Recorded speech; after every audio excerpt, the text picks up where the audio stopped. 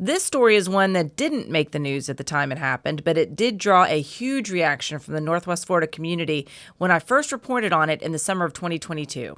It's about a boy who just wanted to have a good time with his friends, but literally got in over his head and drowned.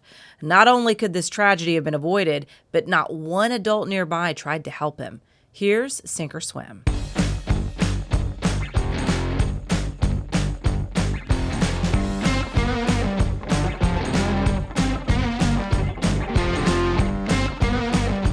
I'm investigative journalist Mollye Barrows. For years, I've covered the stories that made headlines in Northwest Florida and all along the Gulf Coast. Murders, missing persons, and mysteries of all kinds. These cases are far from over for many victims because the full story has yet to surface. Join me for Gulf Coast Confidential, where I dive into the saltier side of the South and expose the lies, greed, and corruption that often weighs down the truth. It's time to turn the tide and get a shot at justice.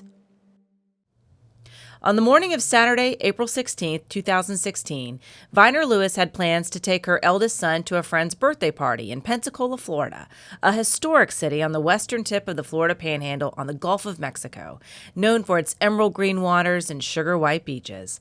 Between school, sports, and social events, the mother of four was often busy taking her middle or high school-age children to attend a function somewhere, and this day was no different. Viner Lewis also had her daughter and her youngest son, 12-year-old Dondre Lewis, with her when they headed for the party. That party was being thrown by their pastor, Reverend Lou Timothy May, for his son's 14th birthday. The invitation stated the date, the time, and the address, but Lewis didn't realize until she got there that the birthday party was actually being held at a location she did not expect, a large, luxurious yacht. She later learned that yacht was owned by national personal injury attorney Mike Papantonio and staffed by crew employed by his Pensacola-based law firm, at the time known as Levin Papantonio, Thomas Mitchell, Rafferty, and Proctor.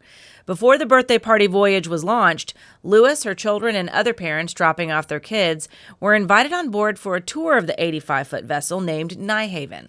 During the tour, 12-year-old Dondre Lewis was allowed to go to the celebration along with a dozen other kids.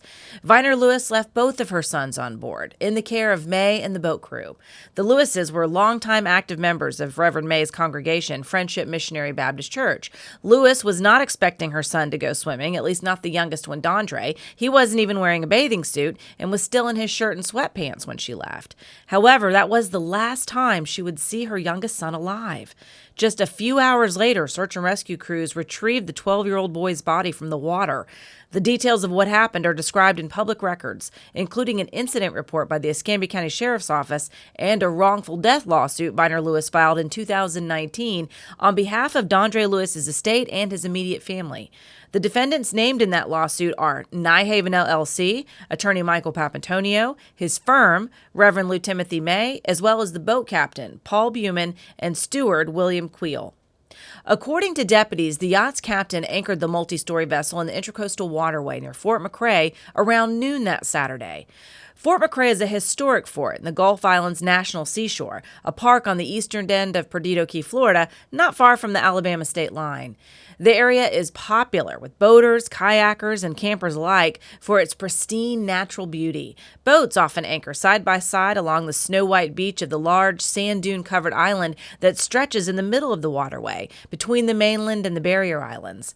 Some come to cool off on hot summer days, and others to watch the U.S. Navy's elite flying team, the Blue Angels, perform or practice from their nearby home base of Naval Air Station Pensacola. Larger boats like Nyhaven sometimes anchor further out from the beach, where the water is deeper. The kids began swimming in the warm, crystal green waters of the Sound, many jumping off the back end of Nyhaven into about 13 feet of water. No one was wearing a life vest or any other kind of flotation device. There was also no adult in the water with the kids, but there were 2 safety lines and a buoy for the kids to hang on to. Witnesses, including the crew and Dondre's older brother, told deputies they last saw Dondre Lewis wearing black and blue swimming trunks and jumping off the yacht into the water feet first, like the other kids. Unlike the other children, he did not resurface. The deputy wrote, Edward Lewis said his brother is not a good swimmer, and he lost sight of Dondre Lewis after he went underwater from jumping in. The officer went on to say Lewis also told him his brother reached for the safety line as he jumped, but he missed it. According to court documents, not only did no one go in after the submerged child to attempt a rescue, but the party continued. The lawsuit stated, quote, "Instead of entering the water and trying to rescue Dondre Lewis, the vessel's captain and crew members, as well as Lou Timothy May Sr., let him drown. While emergency services were searching for the body of Dondre Lewis, Lou Timothy May went on with the birthday party celebration, serving hot dogs, cupcakes, and singing happy birthday. Dondre's brother was stuck on the boat in fear for his own safety, mourning the death of his beloved brother and best friend while the birthday party went on with his brother's body still missing in the water. He watched in horror as the vessel's crew members and Lou Timothy May Sr. refused to go in the water and attempt to rescue his brother," end quote. Besides May, the captain and steward, deputies reported there were several other adults on board, including guests Lillian Smith, Damon Marino, Sheila Green, and Juan Mosley, as well as another crew member, Taylor Wachtel. There was also a video of the incident, but when I requested a copy from the Escambia Sheriff's Office, they responded that it is, quote, "no longer in evidence due to the fact that the time to hold it has expired," end quote. According to the Sheriff's Office, May was videoing his son and some other kids from the second level of the yacht and saw Dondre Lewis jump into the water from the transom swim deck and not resurface. The Escambia Sheriff's Office dive team found the 12-year-old boy about 2.5 hours later, not far from where he jumped in.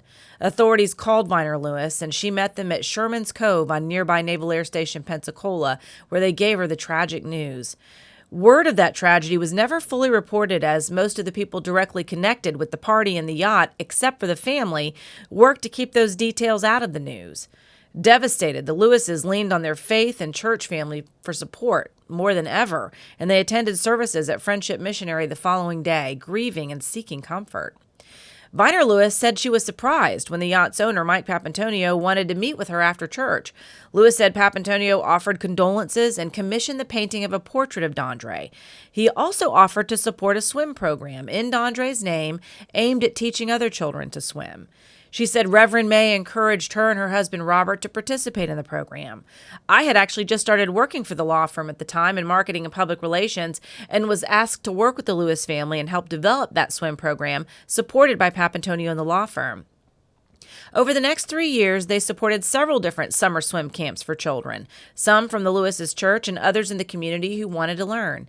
I became better acquainted with the Lewises, a hardworking family devoted to their kids, and I got to see firsthand just how much all those children enjoyed and valued learning to swim. It's a skill that's not only fun but extremely important in Florida. The Sunshine State is surrounded by bodies of water and is 5th in the nation for unintentional drownings of children. Unfortunately, many kids, especially minority children, grow up without access or exposure to opportunities to learn to swim.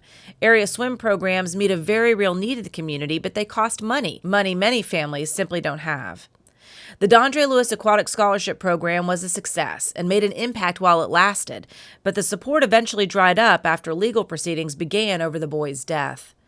According to the wrongful death suit, Papantonio allowed May to use his yacht to, quote, "further the business interests of Michael Papantonio and the law firm," end quote, which included but was not limited to referral of possible new injured clients.